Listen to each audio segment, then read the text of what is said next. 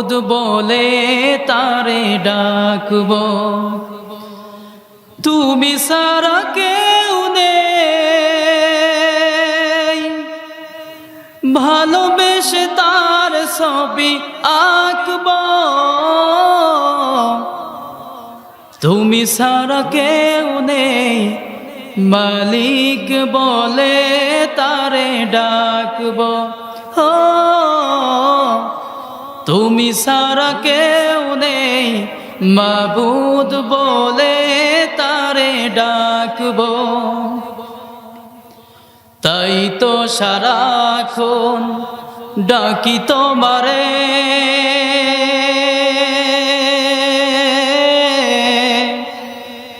ভালোবেসে কাছে টেনে নাও আমারে। তাই তো সারাক্ষণ ডাকি তোমারে,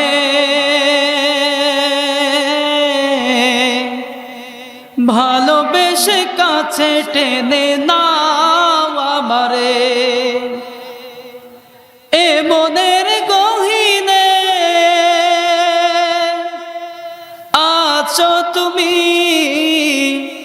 ভালোবেসে চিরদিন রাখব। তুমি ছাড়া কেউ নেই, মালিক বলে তারে ডাকব। তুমি ছাড়া কেউ নেই, মাবুদ বলে তারে ডাকব। যেও না ভুলে কখনো আমায়,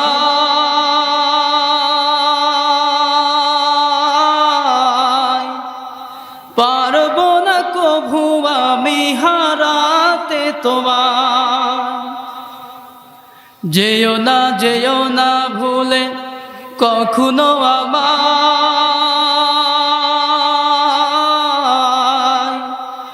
পারবো না কভু আমি হারাতে তোমার। এ মনের গহীনে আসো তুমি, ভালোবেসে চিরদিন রাখব। তুমি ছাড়া কেউ নেই, মালিক বলে তারে ডাকব। তুমি ছাড়া কেউ নেই, মাবুদ বলে তারে ডাকব। মুখ দিয়ে যে কথাটা আমরা বলি, এই কথা বলার জন্য আমরা কি আল্লাহর কাছে দরখাস্ত করেছিলাম? এই শক্তি দিয়েছেন কে? এই জবান দিয়ে প্রশংসা হবে কার? আরো একবার আল্লাহ তাআলা দরবারে শুকরিয়া আদায় করেছি, সকলেই পড়ছি আলহামদুলিল্লাহ। লক্ষ কোটি দরুদ ও সালাম পেশ করছি মানবতা মুক্তির দিশারি সাইয়্যিদুল আম্বিয়া জনাবে মুহাম্মদুর রাসূলুল্লাহ সাল্লাল্লাহু আলাইহি ওয়াসাল্লাম। আপনারা সকলেই কেমন আছেন? যে কথাগুলো শুনতে এসেছি, কার কথা? আরো জোরে কার? আল্লাহ তাআলা। আল্লাহ রাব্বুল আলামিন পবিত্র কোরআনুল কারীমের মধ্যে বলতেছেন, ইন্না নাহনু নাযালনা যিকরা ওয়া ইন্না লাহু লাহাফিজুন। কোরআনুল কারীমকে আমি আল্লাহ তাআলা অবতীর্ণ করেছি, নাজিল করেছি। এই কোরআনুল কারীমের হেফাজতের দায়িত্ব আমি আল্লাহ তাআলা নিজের হাতে গ্রহণ করে নিয়েছি। কে নিয়েছেন? আল্লাহ তাআলা।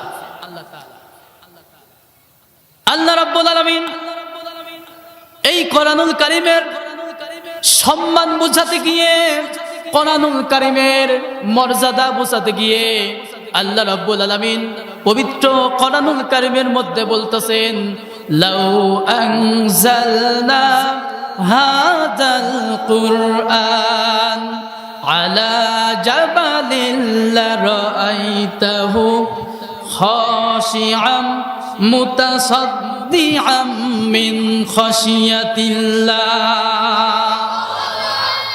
আল্লাহ তাআলা বলতেছেন, আমার কোরআনুল কারিমকে যদি আমি আমার নবী হযরত মুহাম্মদ সাল্লাল্লাহু আলাইহি ওয়াসাল্লামের উপর অবতীর্ণ না করে, নাজিল না করে, যদি আমার কোরআনুল কারীমটাকে যদি আমি পাহাড়ের উপর রাখতাম, পাহাড়ের উপর নাজিল করতাম, অবতীর্ণ করতাম, তাহলে কোরআনুল কারীমের ওজন ভার সহ্য করতে না পেরে পাহাড়টা ভেঙে খান খান হয়ে যেত। তাহলে কোরআনুল কারীমের সম্মান ওজন আছে না নাই? আরো জোরে আছে না নাই? এই কোরআনুল কারীমের আলো যারা ফুৎকার দিয়ে নিভিয়ে দিতে চেয়েছিল তারা কি পেরেছে? পারবে কোনোদিন?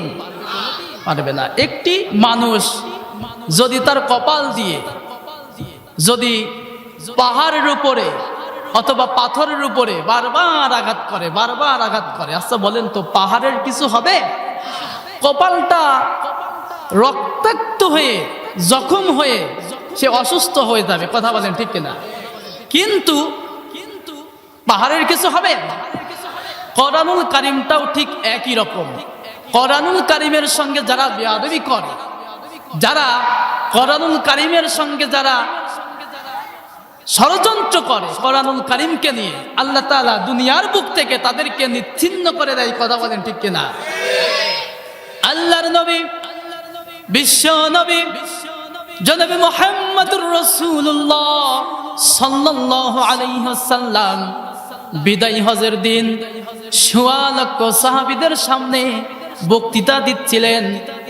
হঠাৎ করে সাহাবায়ে কেরাম লক্ষ্য করে দেখলেন নবী করিম সাল্লাল্লাহু আলাইহি ওয়াসাল্লামের চেহারাটা লাল হয়ে গেল, কপাল দিয়ে ঘাম পড়া শুরু হলো, এবং যে উটের উপর দাঁড়িয়ে বক্তৃতা দিচ্ছিলেন উট পর্যন্ত মাটিতে বসে পড়তেছেন।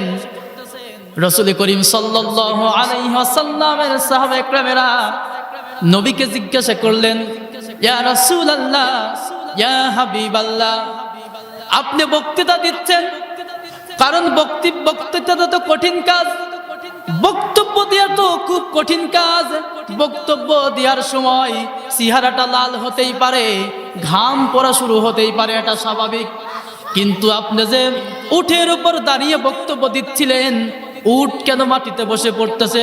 এটা কিসের ওজন? এটা কিসের ভার? নবী করিম সাল্লাল্লাহু আলাইহি ওয়াসাল্লাম বললেন, ও সাহাবীরা শোনো, এই মাত্র কেবলমাত্র আমার উপর একটি আয়াত নাজিল হয়ে গেল, আল ইয়াউমা আকমালতু লাকুম দীনাকুম ওয়া আতমামতু আলাইকুম নি'মাতি ওয়া রাদিতু লাকুমুল ইসলাম দীনা। নবী করিম সাল্লাল্লাহু আলাইহি ওয়াসাল্লাম বলতেছেন, এই মাত্র আমার উপর একটি আয়াত নাজিল হয়ে গেল, যেই আয়াতের ওজন, যেই আয়াতের ভার, যেই আয়াতের ওয়েট, যেই আয়াতের সম্মান এতই বেশি, যার কারণে এই আয়াতের ওজন ভার সহ্য করতে না পেরে উট পর্যন্ত মাটিতে বসে পড়তেছে, এমনকি উটের পা পর্যন্ত শক্ত মাটিতে গেড়ে যায়। কোরআনুল কারীম কার কিতাব? হুদাল লিন্নাস ওয়া বাইয়িনাতিম মিনাল হুদা ওয়াল ফুরকান। কোরআনুল কারীম মানুষকে সত্য কোনটা মিথ্যা কোনটা বুঝায় দেয়। আমি দুটি আয়াত আপনাদের সামনে তেলাওয়াত করেছি, মূল আলোচনায় আমি চলে যাব, আলোচনা বেশি সময় করব না, যেহেতু মেহমান আমাদের মাঝখানে হাজির হয়ে গেছে, রেস্টে আছেন, অবশ্যই উনি দ্রুতই চলে আসবেন। প্রতিটা নামাজে, প্রতিটা ওয়াক্তে, প্রতিটা রাকাতে আমরা বলি ইহদিনাস সিরাতাল মুস্তাকিম। আমরা আল্লাহ তাআলাকে বলতেছি, আয় আল্লাহ, একটা সোজা রাস্তা চাই। কয়টা? আরো জোরে কয়টা? আমরা কি নামাজের ভিতরে বলি আল্লাহ আমাদের 12টা রাস্তা দাও? বলি আল্লাহ আমাদের 20টা রাস্তা দাও? বলি কয়টা রাস্তার কথা বলি? ওগো আল্লাহ, আমাদের একটা রাস্তা চাই, তোমার কাছে একটা রাস্তা চাই, সে রাস্তাটা হলো সহজ সরল সঠিক একটা পথ চাই। সেই পথটা চাই যে পথ হলো নিয়ামত প্রাপ্তদের পথ, অনুগ্রহ প্রাপ্তদের পথ। জোরে বলেন সুবহানাল্লাহ। পথ দেখানোর মালিক কে? হেদায়েত দেওয়ার মালিক কে? আল্লাহ রাব্বুল আলামিন পবিত্র কোরআনুল কারীমের মধ্যে বলতেছেন, وعلى الله قصد السبيل ومنها جاعر ولو شاء لهداكم أجمعين। আল্লাহ রাব্বুল আলামিন বলতেছেন, সোজা পথ দেখানোর মালিক আমি আল্লাহ তাআলা। সোজা রাস্তা, সহজ সরল সঠিক একটা পথ দেখানোর মালিক আমি একমাত্র আল্লাহ তাআলা। কার? আল্লাহ তাআলা পথ দেখাচ্ছেন। আল্লাহ রাব্বুল আলামিন পবিত্র কোরআনুল কারীমের মধ্যে বলতেছেন, ওয়ানি ইবুদুনি হাদা সিরাতুম মুস্তাকিম। আল্লাহ তাআলা বলতেছেন সোজা পথটা হলো ওইটা, সোজা রাস্তাটা হলো ওই রাস্তা। সোজা রাস্তা হলো আমার আনুগত্য করা, আমার গোলামি করা, আমার দাসত্ব করা। এটাই হলো সোজা রাস্তা। এটাই কি? এটাই সোজা রাস্তা। আল্লাহর নবী, বিশ্ব নবী জনাবে মুহাম্মদুর রাসূলুল্লাহ সাল্লাল্লাহু আলাইহি ওয়াসাল্লাম তার সাহাবী আব্দুল্লাহ ইবনে মাসউদ রাদিয়াল্লাহু তাআলা আনহুকে বলতেছেন, ও আমার সাহাবী আব্দুল্লাহ ইবনে মাসউদ, আমার হাতে একটা লাঠি দাও। কি দাও? সাহাবা একরামেরা রাসূলকে বললেন, ইয়া রাসূলুল্লাহ, ইয়া হাবিবাল্লাহ, লাঠি দিয়ে আপনি কি করবেন? নবী করিম সাল্লাল্লাহু আলাইহি ওয়াসাল্লাম বলতেছেন, ও সাহাবীরা, আজকে তোমাদেরকে প্র্যাকটিক্যালে সিরাতাল মুস্তাকিমের পথ কোনটা, সহজ সরল সঠিক পথ কোনটা, আজকে তোমাদের প্র্যাকটিক্যালে আমি বুঝাই দেব। সাহাবা একরামেরা রাসূলের হাতে একটি লাঠি দিলেন। কি দিলেন? লাঠি দিলেন। বিশ্ব নবী জনাবে মুহাম্মদুর রাসূলুল্লাহ সাল্লাল্লাহু আলাইহি ওয়াসাল্লাম লাঠি দিয়ে মাটির উপরে সোজা একটি রেখা অঙ্কন করলেন, একটি দাগ টানলেন। কি টানলেন? সোজা একটি দাগ টানলেন আর বললেন, হাদা সিরাতুম মুস্তাকিম। এটাই হলো সিরাতাল মুস্তাকিমের পথ, আর এই রাস্তার শেষ স্টেশন আল্লাহর জান্নাত। জোরে বলেন সুবহানাল্লাহ। তার শেষ স্থান, শেষ স্টেশন যেখানে থামা, ওই বান্দা জান্নাতে পৌঁছে যাবে। নবী করিম সাল্লাল্লাহু আলাইহি ওয়াসাল্লাম ওই সোজা রেখার সঙ্গে ডান দিকে তিনটি আঁকা বাঁকা বক্ররেখা টানলেন, বাম দিক থেকেও তিনটি আঁকা বাঁকা বক্ররেখা টানলেন আর বললেন, এই যে আঁকা বাঁকা রাস্তা দেখতেছো, এটা শয়তানের পথ, এটা ভণ্ডদের পথ, এটা স্বৈরাচারের পথ, এটা জালিমের পথ, এটা ভণ্ডদের পথ।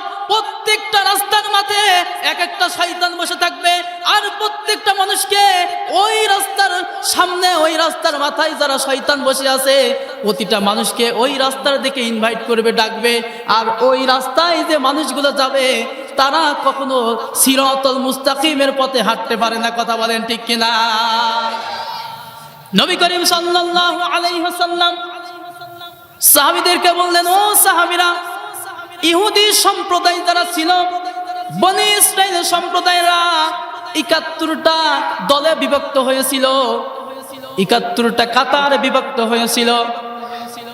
খ্রিস্টান যারা ছিল তারা ৭২টা কাতার বিভক্ত হয়েছিল। আর আমার উম্মতেরা ৭৩টা দলে বিভক্ত হবে, ৭৩টা কাতারে বিভক্ত হবে। কয়টা? আরো জোরে, আরো জোরে। ৭৩টা কাতারে বিভক্ত হবে। নবী করিম সাল্লাল্লাহু আলাইহি ওয়াসাল্লাম বললেন, এই ৭৩টা কাতারের মধ্যে ৭২টা দল যাবে জাহান্নামে, ৭২টা কাতার যাবে জাহান্নামে, আর একটি কাতার যাবে জান্নাতে। একটি কাতার কোথায় যাবে? জোরে জান্নাতে যাবে। সাহাবা একরাম জিজ্ঞাসা করলেন, ইয়া রাসূলুল্লাহ, হাবিব আল্লাহ, সেই একটি কাতার কারা, সেই একটি দল কারা? বিশ্ব নবী জনাবে মুহাম্মদুর রাসূলুল্লাহ সাল্লাল্লাহু আলাইহি ওয়াসাল্লাম বলতেছেন, সেই একটি দল হলো তারা, সেই একটি কাতার হলো তারা, মা আনা আলাইহি ওয়া আসহাবি, যাদের জীবন আমি রাসূলের সঙ্গে মিলে যাবে, যাদের জীবন চলাফেরা উঠা বসা সব কিছু আমার সঙ্গে এবং আমার সাহাবীদের সঙ্গে মিলে যাবে, তারাই হলো ওই সিরাতুল মুস্তাকিমের লোক, তারাই হলো এক কাতারের মানুষ। জোরে বলেন সুবহানাল্লাহ। তারা সিরাতুল মুস্তাকিমের লোক। হেদায়েত কাকে বলে? হযরত ইব্রাহিম খলিলুল্লাহ তার কওমের সাথে, তার গোত্রের সাথে, তার জাতির সঙ্গে, তার কওমের সাথে কি কথোপকথন করেছিল সেটা আল্লাহ তাআলা পবিত্র কোরআনুল কারীমের মধ্যে কোট করে দিয়েছেন। আল্লাহ তাআলা বলতেছেন, ওয়া ইয ক্বালা ইব্রাহিমু লিআবিহি ওয়া কওমিহি ইন্নানি বারাউম মিম্মা তা'বুদুন ইল্লাল্লাযী ফাতারানি ফাইন্নাহু সায়াহদিন। ইব্রাহিম খলিলুল্লাহ তার পিতা এবং তার কওমকে ডেকে বলেছিল, ও আমার পিতা, ও আমার কওম, ও আমার জাতি, তোমরা শুনে নাও, আমি পবিত্র, আমি মুক্ত। তোমরা যেসব জিনিসের উপর ইবাদত করো, যেসব বিষয়বস্তুর উপরে পূজা করো, নিঃসন্দেহে আমি তার থেকে মুক্ত। জোরে বলেন সুবহানাল্লাহ। ইব্রাহিম খলিলুল্লাহ বললেন, আমার সম্পর্ক এমন রবের সঙ্গে, আমার সম্পর্ক আমার আল্লাহর সঙ্গে, যিনি আমাকে সৃষ্টি করেছেন। আল্লাহ তাআলা বলতেছেন, আল্লাযী খলাকানি ফাহুয়া ইয়াহদিন। জোরে বলুন আল্লাহু আকবার। ইব্রাহিম খলিলুল্লাহ বললেন, যিনি আমাকে সৃষ্টি করেছেন সেই আল্লাহ তাআলা আমাকে হেদায়েত দিয়েছেন। ওয়াল্লাযী হুয়া নুতঈমুনি ওয়া ইয়াসকিন। আর আমি যখন তৃষ্ণার্ত হই তখন আমার রব, আমার আল্লাহ আমাকে পান করান, এবং আমি যখন ক্ষুধার্ত হই তখন আমার আল্লাহ আমাকে খাবার দেন। জোরে বলেন সুবহানাল্লাহ। ইব্রাহিম আলাইহিস সালাতু ওয়াসসালাম আবার কি বলেছিলেন? আল্লাহ তাআলা সেটাও কোরআনুল কারীমের মধ্যে বলতেছেন, ওয়া ইযা মারিতু ফাহুয়া ইয়াশফিন। আর আমি যখন রোগে আক্রান্ত হই, আমি যখন অসুস্থ হই, এই রোগ থেকে, অসুস্থ থেকে আল্লাহ তাআলা আমাকে রোগ মুক্ত করে দেন। জোরে বলেন সুবহানাল্লাহ। আল্লাহ তাআলা বলতেছেন, ইন্না আ'তাদনা লিল কাফিরিনা সালাসিলা ওয়া আগলালান ওয়া সাঈরা ইন্না হাদাইনাহুস সাবিলা ইম্মা শাকিরাও ওয়া ইম্মা কাফুরা। আল্লাহ রাব্বুল আলামিন বলতেছেন, আমি তাদের পথের দিশা দেখিয়ে দিয়েছি, আমি তাদের সঠিক পথ দেখিয়ে দিয়েছি। ইচ্ছা করলে তারা কৃতজ্ঞতার অন্তর্ভুক্ত হতে পারে, ইচ্ছা করলে তারা কৃতজ্ঞ হতে পারে, ইচ্ছা করলে তারা অকৃতজ্ঞ হতে পারে। কথা বলেন ঠিক কিনা? আল্লাহ রাব্বুল আলামিন পবিত্র কোরআনুল কারীমের মধ্যে বলতেছেন, আলাম নাজআল লাহু আইনাইন ওয়া লিসানান ওয়া শাফাতাইন ওয়া হাদাইনাহুন নাজদাইন। আল্লাহ রাব্বুল আলামিন বলতেছেন, আমি কি তোমাদের দেখার জন্য দুইটা চোখ দেইনি? আমি কি তোমাদের কথা বলার জন্য দুইটা ঠোঁট কি দেইনি? আমি কি তোমাদের হেদায়েতের রাস্তা বলে দেইনি? কে বলে দিয়েছেন? আসহাবুল ইয়ামিন ও আসহাবুশ শিমাল। আসহাবুল ইয়ামিন একটা হলো ডানপন্থী ও আসহাবুশ শিমাল, এবং একটা হলো বামপন্থী। জোরে বলেন সুবহানাল্লাহ। কার কথা? আরো জোরে কার কথা? কোন পথে হাঁটবো আমরা? সোজা রাস্তা সিরাতাল মুস্তাকিমের পথে আমরা হাঁটবো, ঠিক তো? মানুষ মনে করে চেহারা খুব ভালো, দেখতে শুনতে খুব হ্যান্ডসাম, খুব ভালো, কিন্তু উপরে ফিটফাট, ভিতরে সদরঘাট। রাসূলের একজন সাহাবী হযরত বেলাল রাদিয়াল্লাহু তাআলা আনহু, তিনি প্রচন্ড পরিমাণ কালো ছিলেন, প্রচন্ড পরিমাণ কালো ছিলেন। তার চুলগুলো খাড়া খাড়া ছিলেন, নাকটা বসা ছিলেন, ঠোঁটটা ঝোলা ছিলেন, দাঁতগুলো এদিক সেদিক ছিলেন, কিন্তু সম্মানিত হয়েছিলেন কার কাছে? আরো জোরে, কার কাছে? চেহারা কালো ছিল, কিন্তু তার অন্তরে ছিল আল্লাহর নূর, আল্লাহর আলো। জোরে বলো সুবহানাল্লাহ। তার কণ্ঠও ভালো ছিল না, জিহবাটা খাটো থাকার কারণে হযরত বেলাল রাদিয়াল্লাহু তাআলা আনহু সিনের জায়গা সিন বলে ফেলতো। কি বলতো? আশহাদুর জায়গা আসহাদু বলে ফেলতো। মসজিদে নববীর ইমাম ছিলেন আমাদের বিশ্ব নবী জনাবে মুহাম্মদ রাসূলুল্লাহ সাল্লাল্লাহু আলাইহি ওয়াসাল্লাম, আর মসজিদে নববীর মুয়াজ্জিন ছিলেন হযরত বেলাল রাদিয়াল্লাহু তাআলা আনহু। সাহাবা একরাম অবজেকশন দিলেন, ইয়া রাসূলুল্লাহ, ইয়া হাবিবাল্লাহ, বেলালের ব্যক্তিত্বের প্রতি আমাদের কোনো অবজেকশন নাই, কিন্তু আপনার সাহাবী বেলাল সিনের জায়গা সিন বলে ফেলে, আজানের সময় আশহাদুর জায়গা আসহাদু বলে ফেলে। অতএব হযরত বেলালকে অব্যাহত দিয়ে নতুন মুয়াজ্জিন নিয়োগ দেওয়া হোক। আল্লাহু আকবার। নবী করিম সাল্লাল্লাহু আলাইহি ওয়াসাল্লাম সাহাবাদের এই আবদার রাখতে গিয়ে হযরত বেলালকে ডাকলেন, ও বেলাল, কালকে থেকে তোমাকে আর আজান দেওয়ার দরকার নেই, আজান তুমি কালকে থেকে দিতে এসো না। হযরত বেলাল রাদিয়াল্লাহু তাআলা আনহু এই কথা শুনে বাড়িতে চলে গেল। তাহাজ্জুদের নামাজ পড়ে চোখের পানি ছেড়ে দিয়ে আল্লাহ তাআলাকে বলতেছেন, রব্বুল আলামিন, আমার চেহারাটা কালো, আমি দেখতে খারাপ, আমি সৌন্দর্য না, আমার কণ্ঠও ভালো না, আমার জিহবাটা খাটো, আমার চুলগুলো খাড়া খাড়া, আমার ঠোঁটটা ঝোলা, এটা তো আমার দোষ না, এটা তুমিই বানিয়েছো। জোরে বলেন সুবহানাল্লাহ। ওগো আল্লাহ, মসজিদে নববী থেকে আমাকে মুয়াজ্জিনের দায়িত্ব থেকে অব্যাহত দেওয়া হয়েছে। রব্বুল আলামিন, আমার কোনো ভুল তারা ধরতে পারেনি, কিন্তু একটা মাত্র অপরাধ আমার, আমি দেখতে কালো, আমার ঠোঁটটা ঝোলা, আমার কণ্ঠটা ভালো না, শুধু তাই নয়, আমার মুখে একটু জড়তা আছে, যার কারণে সিনের জায়গা সিন বলে ফেলি। ওগো আল্লাহ, তোমার কাছে আমি বিচার দিয়ে দিলাম। সুবহানাল্লাহ বলে মুয়াজ্জিন নিয়োগ হয়ে গেল, ফজরের আজান হয়ে গেল।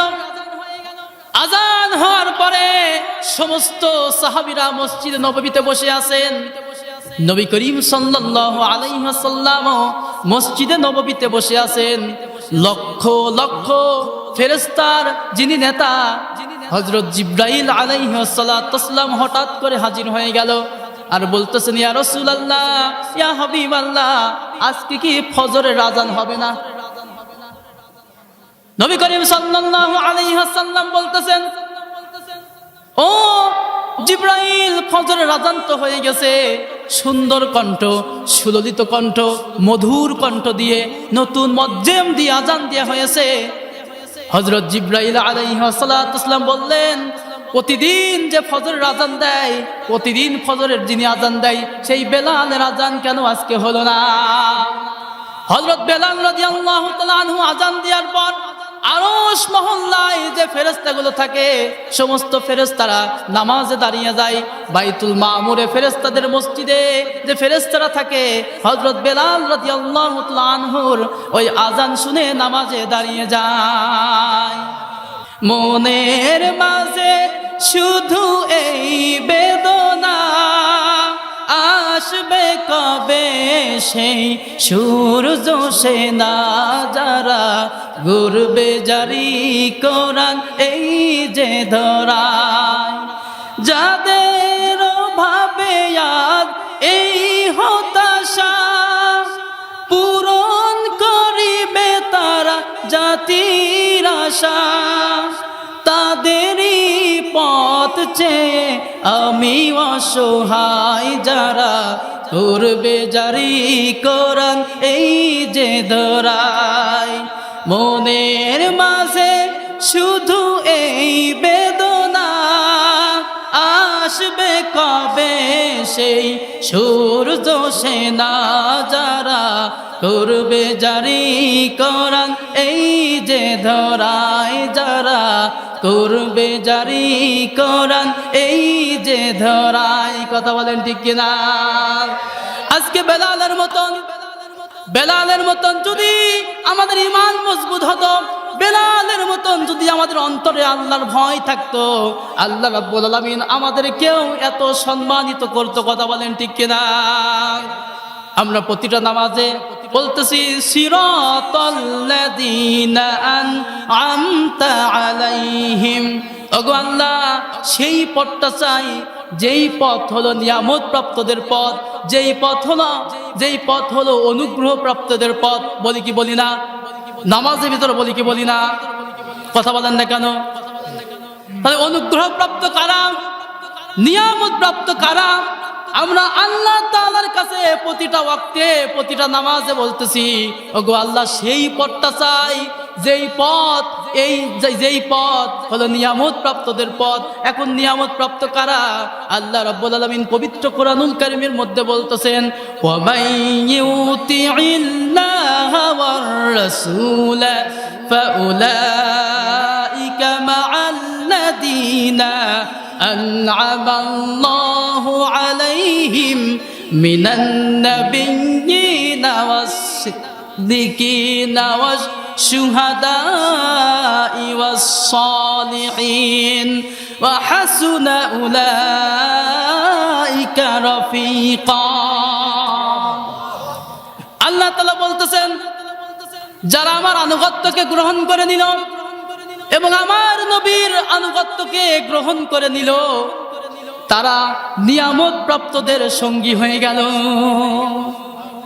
নিয়ামত প্রাপ্তদের সঙ্গী হয়ে গেল নিয়ামত প্রাপ্ত চার শ্রেণী কয় শ্রেণীর মানুষ আর ওদের কয় শ্রেণী চার শ্রেণীর মানুষ নাবিয়্যিন সিদ্দিকিন শুহাদা সালিহিন আল্লাহু আকবার এখন নবী কারা নবী হলো তারা নবীরা হচ্ছে গেন মাসুম নবীরা হচ্ছে গেন বেগুনাহ নবীদের কোনো ভুল নাই নবীদের কোনো গুনাহ নাই এবং নবীরা হচ্ছে গেন ওহী প্রাপ্ত জোরে বলেন সুবহানাল্লাহ আমরা হলো সাধারণ মানুষ আর নবীরা হলো অসাধারণ মানুষ আমরা হলো মানব আর নবীরা হলো মহামানব ঠিক কিনা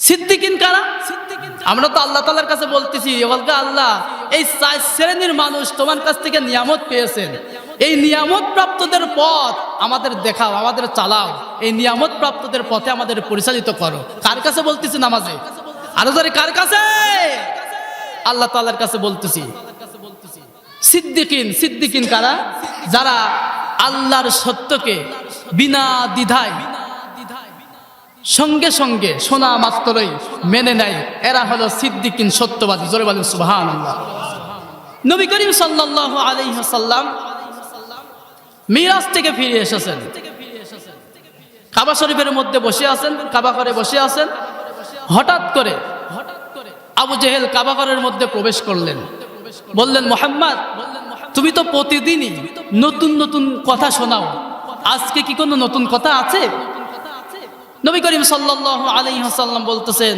হ্যাঁ অবশ্যই আজকে নতুন কথা আছে বলো তাহলে নবী করিম সাল্লাল্লাহু আলাইহি ওয়াসাল্লাম বলতেছেন শেষ রাত্রে আমার কাছে জিবরাইল আলাইহিস সালাম আসলেন আসার পরে আমাকে জেরুজালেমে নিয়ে গেলেন সেখানে গিয়ে বাইতুল মুকাদ্দাসে 2 রাকাত নামাজ পড়লাম ওখান থেকে মহাকাশ পাড়ি দিলাম 7 আসমান পাড়ি দিলাম সিদরাতুল মুনতাহায় গেলাম আরশে আজিম ভ্রমণ করলাম আল্লাহর সঙ্গে কথা কইলাম জান্নাত জাহান্নাম ঘুরলাম এরপরে এসে ফজরের নামাজ পড়ে এখন তোমার সঙ্গে কথা বলতেছি আবু জেহেল মনে মনে চিন্তা করে মাথা এতদিন মনে হয় ভালোই ছিল এখন আরো বেশি খারাপ হয়ে গেল জোরে বলেন নাউজুবিল্লাহ আবু জেহেল রাসূলকে বলতেছে মুহাম্মদ তুমি যেই বর্ণনাগুলো আমাকে দিলে এই বর্ণনাটা কি আমি মানুষের কাছে বলতে পারি মানুষের কাছে কি বলবো নবী করিম সাল্লাল্লাহু আলাইহি ওয়াসাল্লাম বললেন ও আবু জেহেল আমার চাচা অবশ্যই আপনি বলতে পারেন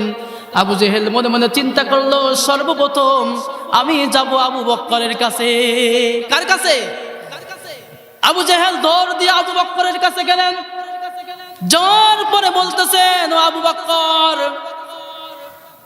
মুহাম্মদ তো আমার কাছে এই কথাগুলো বলল তোমার কি মনে হয় আবু বকর রাদিয়াল্লাহু তাআলা আনহু আবু জেহেলকে বলতেছেন, ও আবু জেহেল, আমার নবী, আল্লাহর নবী, বিশ্ব নবী জনাবে মুহাম্মদুর রাসূলুল্লাহ সাল্লাল্লাহু আলাইহি ওয়াসাল্লাম যদি এই রকম বলে থাকে তাহলে সে সত্য বলেছে, কোনো সন্দেহ নাই। আবু বকর রাদিয়াল্লাহু তাআলা আনহু দৌড় দিয়ে রাসূলের কাছে গেলেন, যাওয়ার পর বললেন, ইয়া রাসূলুল্লাহ, ইয়া হাবিবাল্লাহ, আপনি কি আবু জেহেলের কাছে এই কথাগুলো বলেছেন নাকি? নবী করিম সাল্লাল্লাহু আলাইহি ওয়াসাল্লাম বললেন, ও আবু বকর, হ্যাঁ, আমি এই বর্ণনা তার কাছে দিয়েছি। আবু বকর রাদিয়াল্লাহু তাআলা আনহু বললেন, ইয়া রাসূলুল্লাহ, ইয়া হাবিবাল্লাহ, আপনি যা বলেছেন সত্য বলেছেন, আপনার মিরাজ সঠিক হয়েছে। জোরে বলেন সুবহানাল্লাহ। নবী করিম সাল্লাল্লাহু আলাইহি ওয়াসাল্লাম বলতেছেন, আবু বকর, তোমার নাম আজকে থেকে আবু বকর নয়, তোমার নাম আজকে থেকে আবু বকর সিদ্দিক। জোরে বলেন সুবহানাল্লাহ।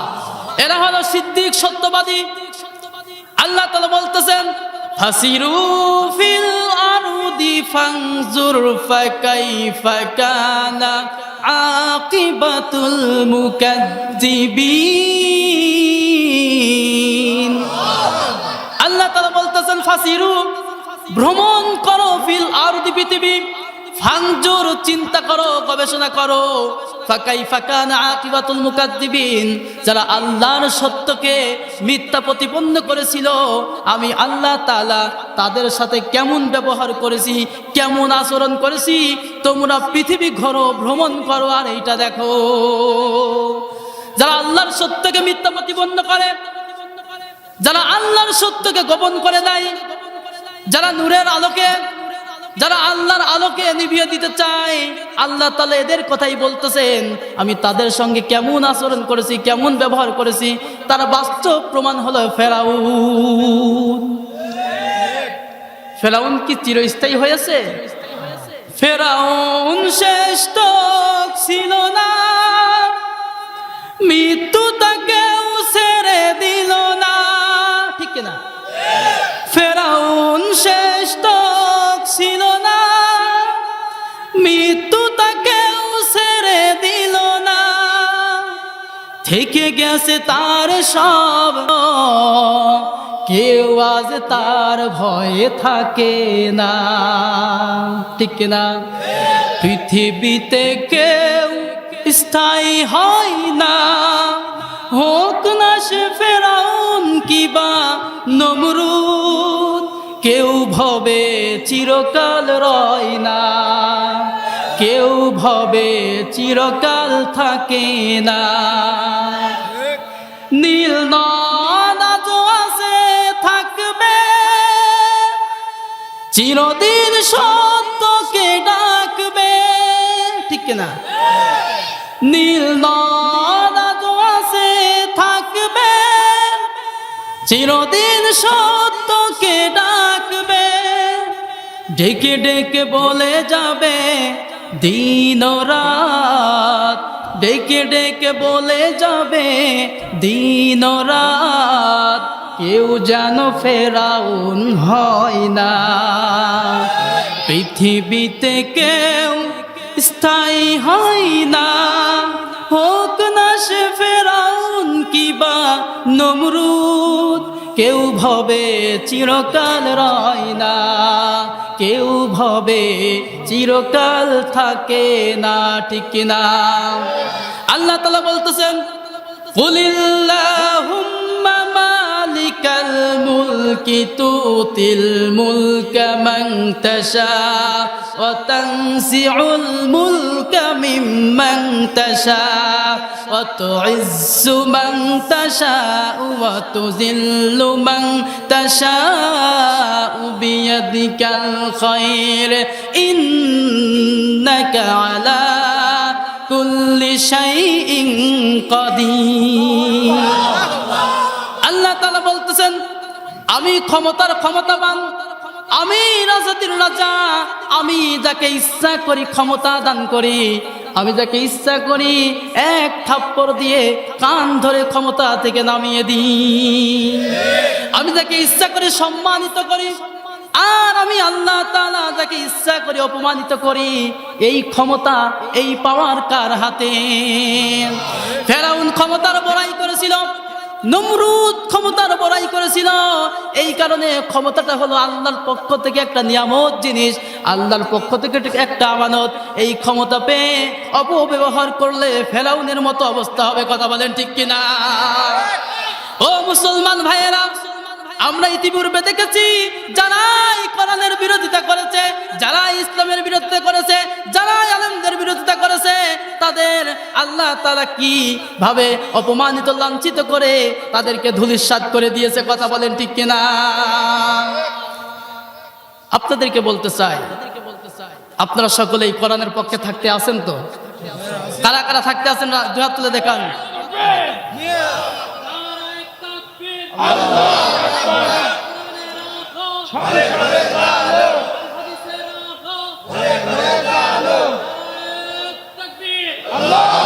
আমিন আমিন। আল্লাহ সকলকেই কবুল করুন, সকলে বলি আমিন।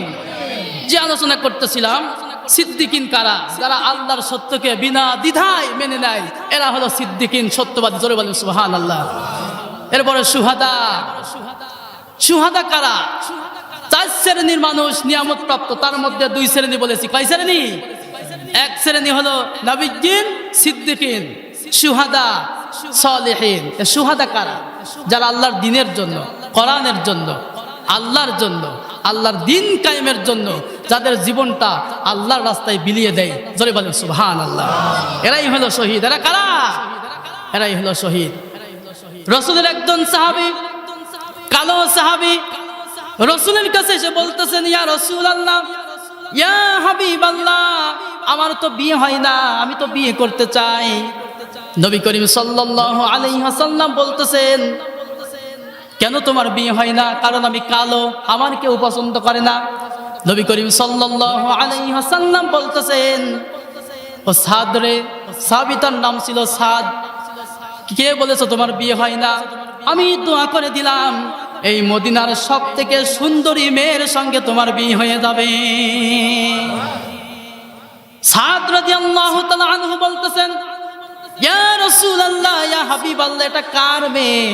আমাকে একটু পরিচয় করিয়ে দিন।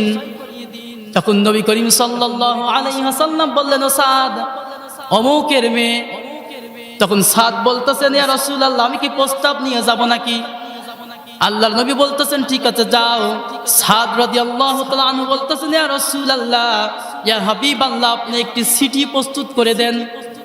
আপনার পক্ষ থেকে আমি একটি সিটি নিয়ে যাই, তাহলে গুরুত্ব বাড়বে। সুবহানাল্লাহ।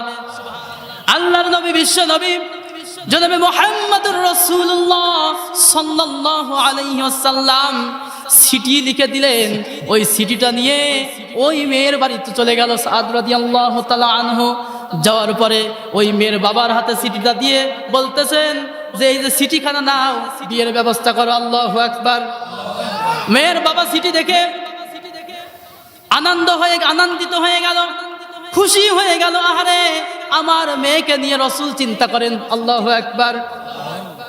ওই মেয়ের বাবা বলতেছেন, স্যার, আমার কোনো আপত্তি নেই, আমার কোনো কেলেম নেই, তবে হ্যাঁ, তুমি তো দেখতে কালো, আমার মেয়ে তো অনেক সুন্দরী, রূপসী, গুণবতী, চেহারা অনেক সুন্দর। আমার মেয়ে যদি তোমাকে বিয়ে করতে চায়, অবশ্যই তোমার সঙ্গে বিয়ে হবে। তবে আমার একটা বিশ্বাস, আমি যেই সিদ্ধান্ত নেব, আমার মেয়ে আমার সিদ্ধান্তর বাইরে যাবে না। আচ্ছা বলেন তো, এখনকার মেয়েরা কি বাপ মার কথা কি এরকম শুনতে চাই? যদি বাবা যদি একটি ছেলে দেখে, যদি বলে যে ছেলের মুখে দাড়ি, বলে যে বাবা তোমার তো রুচি টুচি কিছু নেই, সে তো চাচা হয়ে গেছে, ঠিক কিনা? ও তো চাচা, ওর সঙ্গে তুমি আমার বিয়ের কথা চিন্তা করো। আর আমি বলি, ও মা বোনেরা, আপনি আলেম ছেলেকে দিয়ে বিয়ে করবেন, বিবাহ করবেন, হাফেজ ছেলেকে বিবাহ করবেন, আপনার জীবনে শান্তি আর শান্তি নেমে আসবে। জোরে বলেন ঠিক কিনা? আর আপনি গাঁজাখোর, মদখোর, ইয়াবাখোর, দেখতে খুব স্মার্ট, বিড়ি খায়, রাত 1টার সময় বাড়ি ফিরবে, ঠিক কিনা? বাড়ি ফিরে বউকে মা বলে ডাকবে, এই মা দরজা খোলো, ঠিক কিনা? ওই সাহাবীর সিটি পাওয়ার পরে পিতা বলতেছেন, আমার কোনো আপত্তি নেই, মেয়ে পাশেই দাঁড়িয়েছিল। ওই মেয়ে বলতেছিল, বাবা সিদ্ধান্ত নিতে ভুল করো কেন, সিদ্ধান্ত দিতে দেরি করো কেন? যেই ছেলেকে রসুল আমার স্বামী হিসেবে পছন্দ করেছেন সেই ছেলেই হবে আমার স্বামী। জোরে বলেন সুবহানাল্লাহ। সাহাবী খুশি দেখে গে ওই মেয়ের বাবা বলতেছেন আজকেই বিয়ে হবে। দৌড় মেরে রসুলের কাছে চলে গেল, ইয়া রাসূলুল্লাহ, ইয়া হাবিবাল্লাহ, আজকে তুমি সাকসেস, আজকে তুমি সফল হয়ে গেছি। মেয়েও রাজি, মেয়ের বাপ রাজি, আমিও রাজি। আল্লাহু আকবার। রসুল বলতেছেন তাই বিয়ে করবা? টাকা আছে? সাদ বলতেছেন টাকার দায়িত্ব যদি আমাকে দেন আমাদের বিয়েই হবে না। আল্লাহু আকবার। ইয়া রাসূলুল্লাহ, টাকাটা আপনিই দিয়ে দেন, আপনিই ব্যবস্থা করেন। রসুলের জামাই হযরত উসমান রাদিয়াল্লাহু তাআলা আনহু তাকে বললেন, উসমান তুমি 200 দিরহাম দাও। 500 দিরহাম। ধরে উসমান তুমি 200 দিরহাম দাও। নোমান তুমি 200 দিরহাম দাও। 500 দিরহাম হলো। 400 দিরহাম নিয়ে দুইজনের কাছ থেকে নিয়ে এরপরে লোকমান, সাদ আর বেলাল, 3 কালো। কয় কালো? 3 জনই কালো সাহাবী। 3 কালোকে একত্রিত করে 400 দিরহাম দিয়ে বলল যে বাজারে যে নিরীক্ষণ কেন। জোরে বলেন সুবহানাল্লাহ। 3 জন কালো সাহাবী বিয়ের নিরীক্ষণ কিনতে চলে গেল, বাজার করা শুরু করবেন। এমন সময় বাজার শুরু করার সময় হঠাৎ করে কানে খবর আসলো, ও সাদ রে, তুমি তো বিয়ের বাজার করতেছো, জিহাদের ময়দানের ডাক এসেছে, তুমি জানো নাকি?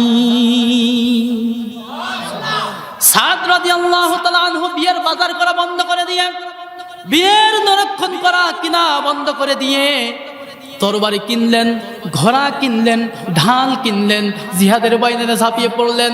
ঝাঁপিয়ে পড়ার পরে অসংখ্য কাফেরকে জাহান্নামে পাঠিয়ে দিয়ে নিজেও শাহাদত বরণ করলেন। রসুলের কাছে খবর চলে গেল, ইয়া রাসূলুল্লাহ, ইয়া হাবিবাল্লাহ, আপনার ছাত্র জিহাদের ময়দানে শাহাদত বরণ করেছে। নবী করিম সাল্লাল্লাহু আলাইহি ওয়াসাল্লাম বললেন, কোন সাদ?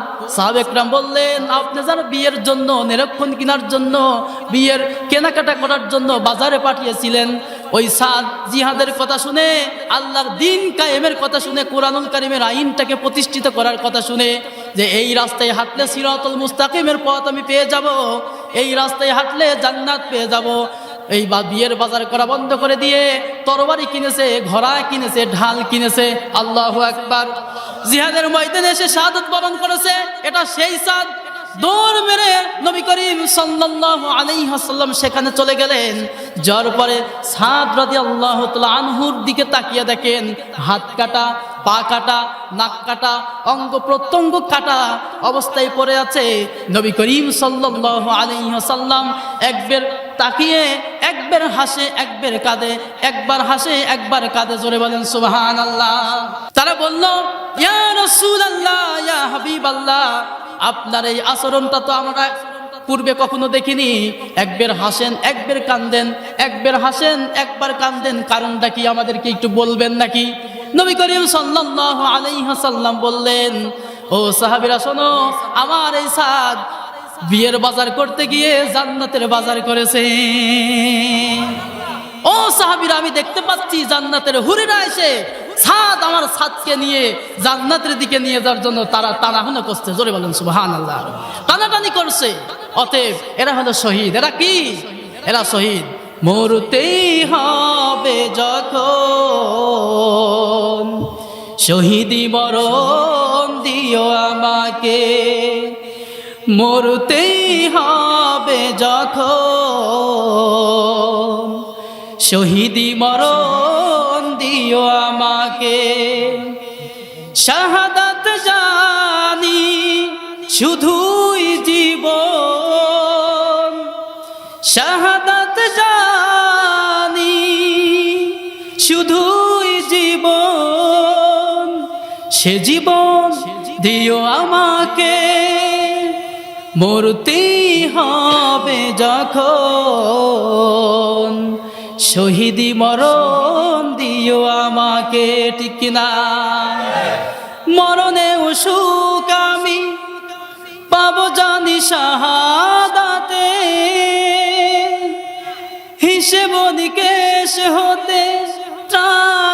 আছে জানি শাহাদাতে, তাই মিনতি তোমার কাছে, তাই মিনতি তোমার কাছে, হাজার শাহাদাত দিও আমাকে, মরতেই হবে যখন, শহীদি মরণ দিও আমাকে, রোগে শোকে মরণ দিও না আমার, বিপদে মুসিবতে নিও না আমার, এমন মৃত্যু দিও চোখ বুঝলেও জানো, এমন মৃত্যু দিও চোখ বুঝলেও জানো, দেখি তোমাকে, মরতেই হবে যখন, শহীদি মরণ দিও আমাকে। ঠিক কিনা? আরো জোরে ঠিক কিনা? আল্লাহ তাআলা বলতেছেন শহীদেরা এত মর্যাদা পায় যারা শহীদ আল্লাহর দ্বীনের জন্য, কোরআনের জন্য, আল্লাহর জন্য, আল্লাহর দ্বীনকে জমিনে প্রতিষ্ঠিত করার জন্য যাদের বুকের তাজা রক্ত ঢেলে দিয়ে এবং জীবনটা আল্লাহর রাস্তায় বিলিয়ে দিল, তাদেরকে তোমরা মৃত্যু বলো না, তারা হলো জীবিত। ওয়ালা তাহসাবান্নাল্লাযীনা কুতিলু ফি সাবিলিল্লাহি আমওয়াত বাল আহইয়াউন ইনদা রাব্বিহিম ইরযাকুন। আল্লাহ তাআলা বলতেছেন যারা আমার দ্বীনের জন্য শাহাদাত বরণ করে এদেরকে তোমরা মৃত বলো না, এরা জীবিত, কারণ কবরের মধ্যে আমি আল্লাহ তাআলা এদেরকে খাওয়াই। জোরে বলেন সুবহানাল্লাহ। রাসূলের চাচা আমির হামজা উহুদের ময়দানে শাহাদাত বরণ করলেন, তার শরীরটা 70 টুকরা করেছিল কাফেররা, লজ্জা স্থানটা পর্যন্ত কাফেররা 3 টুকরা করেছিল। ওই গোশতের টুকরাগুলো একত্রিত করা হলো, চাদর দিয়ে ঢেকে দিয়ে রাসূল আল্লাহর কাছে বলতেছেন, ইয়া রাসূলুল্লাহ, ইয়া হাবিবাল্লাহ, আমি আমার চাচার প্রতি খুশি ছিলাম, তুমিও খুশি হয়ে যাও। দাফন কাফন হয়ে গেল। মদিনায় 30 বছর পর একটি ঢল হয়, ভারী বৃষ্টি হয়। ভারী বৃষ্টি হওয়ার কারণে কবরটা ভেঙে যায়। কবরটা ভেঙে যাওয়ার কারণে মদিনার অলিগলিতে রক্ত ভেসে আসে। সাহাবে একরাম যারা 30 বছর আগে আমির হামজার সঙ্গে আল্লাহর দ্বীনকে প্রতিষ্ঠিত করার জন্য আমির হামজার সঙ্গে জিহাদ করেছিল, যুদ্ধ করেছিল, সংগ্রাম করেছিল আল্লাহর রাস্তায়, এরা তালাশ করতে করতে দেখলো যে 30 বছর আগে আমির হামজা রাসূলের চাচা আল্লাহর দ্বীনকে প্রতিষ্ঠিত করার জন্য শাহাদাত বরণ করেছিল। কাফেররা যেখানে যেখানে আঘাত করেছিল সেই স্থানগুলো থেকে এখনো রক্ত ভেসে আসে। আল্লাহ তাআলা বলতেছেন এদেরকে তোমরা মৃত বলো না। হাসরের ময়দানে সূর্যটা যখন মাথার উপর চলে আসবে, মাথার মগজগুলো কানের ছিদ্র, নাকের ছিদ্র দিয়ে পড়তে থাকবে, জিহ্বাটা নাভি স্থল পর্যন্ত চলে যাবে। ওই সময় এক সাইডে শহীদেরা দাঁড়িয়ে যাবে, হাত কাটা থাকবে, পা কাটা থাকবে, নাক কাটা থাকবে, কান কাটা থাকবে, বুলের আঘাত, গুলির আঘাত, ফাঁসির দড়ির রশির ওই দাগ থাকবে। আল্লাহ তাআলা বলবেন, ও তোমরা কারা? ওই শহীদরা আল্লাহকে বলবে, রব্বুল আলামিন তোমার দ্বীনের পক্ষে ছিলাম, তোমার দ্বীনকে প্রতিষ্ঠিত করার জন্য আমরা তোমার পথে হেঁটেছিলাম। ওই জামানার কাফেরেরা যারা জালেম ছিল তারা এটা সহ্য করতে পারে নাই, তোমার দ্বীনকে প্রতিষ্ঠিত হতে দিতে চাই নাই, কিন্তু আমরা তোমার পথে টিকে ছিলাম। এই টিকে থাকার কারণে তারা আমাদেরকে শাহাদাত বরণ করিয়ে দিয়েছিল। আল্লাহ তাআলা ওদিনকে শহীদদেরকে বলবে, ও শহীদেরা, তোমাদেরকে আজকে কোনো হিসাব নেওয়া হবে না, বিচার করা হবে না। আজকে তোমাদের অনুমতি দিলাম, জান্নাতের যেই দরজা দিয়ে মন সেই দরজা দিয়ে তোমরা জান্নাতে ঢুকে যাও। মাগো তোর বুকের মানিক আর আসবে না, বাহির দুয়ারে সে মা ডাকবে না, মায়ারে বাঁধন ছাড়ি দিয়েছে সে পারি, মায়ারে বাঁধন ছাড়ি দিয়ে দিয়েছে সে পারি, এমন ভুবনে মা আর আসবে না ও মা। ঠিক কিনা? মা গো তোর বুকের মানিক আর আসবে না। পড়ার টেবিলটা দেখে রাখিস মা, সাথে তার যাই নামাজটা, যে খাতাটাতে দারছে কোরআন ছিল প্রিয় সে ডায়েরিটা। পড়ার টেবিলটা দেখে রাখিস মা, সাথে তার যাই নামাজটা, যে খাতাটাতে দারছে কোরআন ছিল প্রিয় সে ডায়েরিটা। খোকার কথা মাগো পড়লে মনে তোর, খোকার কথা মাগো পড়লে মনে তোর, চোখের পানিতে মা বুক ভিজাস না ও মা। মাগো তোর বুকের মানিক আর আসবে না, বাহির দুয়ারে সে মা ডাকবে না। মায়ারে বাঁধন ছাড়ি দিয়েছে সে পারি, এমন ভুবনে মা আর আসবে না ও মা। ঠিক কিনা? কাফেররা চাই তাদের মুখের ফু দিয়ে কোরআনের আলোকে নিভিয়ে দিতে। কথা বলেন ঠিক কিনা? আল্লাহ তাআলা বলতেছেন, ইউরিদুনা লিয়ুতফিউ নূরাল্লাহি বিআফওয়াহিহিম ওয়াল্লাহু মুতিম্মু নূরিহি ওয়ালাউ কারিহাল কাফিরুন। কাফেররা চাই তাদের মুখের ফু দিয়ে কোরআনুল কারীমের আলোটাকে নিভিয়ে দিতে চায়, তাদের মুখের ফুৎকার দিয়ে দিনের আলোকে নিভিয়ে দিতে চায়। তারা কি পারবে? অনেক আলেমকে পর্যন্ত তারা গালি দেয়। নবী করিম যখন কালেমার দাওয়াত দেওয়া শুরু করেছিলেন তখন তাদেরকে কাজ্জাব বলা হয়েছিল, তাকে কাজ্জাব বলা হয়েছিল, জাদুকর বলা হয়েছিল, গণক বলা হয়েছিল, কবি বলা হয়েছিল। কথা বলেন ঠিক কিনা? কিন্তু দিনের আলো, কোরআনের আলো আবু জেহেল, আবু লাহাব, উতবা, শাইবা এরা কি নিভিয়ে দিতে পেরেছিল? বর্তমান যারা আলেমদের সঙ্গে বেয়াদবি করে, যারা মনে করে আলেমদের দমিয়ে রাখতে পারলেই দিনের আলো নিভিয়ে যাবে, ইমানদার বান্দাদের দমিয়ে রাখলেই দিনের আলো, কোরআনের আলো নিভিয়ে যাবে।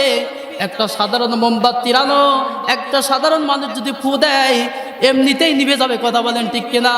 কিন্তু যে ইলেকট্রিক্যাল বাল্ব জ্বলছে, আপনার সকাল থেকে সন্ধ্যা পর্যন্ত যদি মুখের ফু দেন, ফু দিতেই থাকবেন, এই ইলেকট্রিক্যাল বাল্ব কি বন্ধ হবে নাকি? এই ইলেকট্রিক্যাল বাল্ব বন্ধ করতে হলে এর যে সুইচ আছে সেই সুইচ আপনাকে বন্ধ করতে হবে। কথা বলেন ঠিক কিনা? দিনের আলোর সুইচ কার হাতে? আরো জোরে কার হাতে? এই দিনের আলোর সুইচ বন্ধ করতে চেয়েছিল আবু জেহেল। কথা কয় না?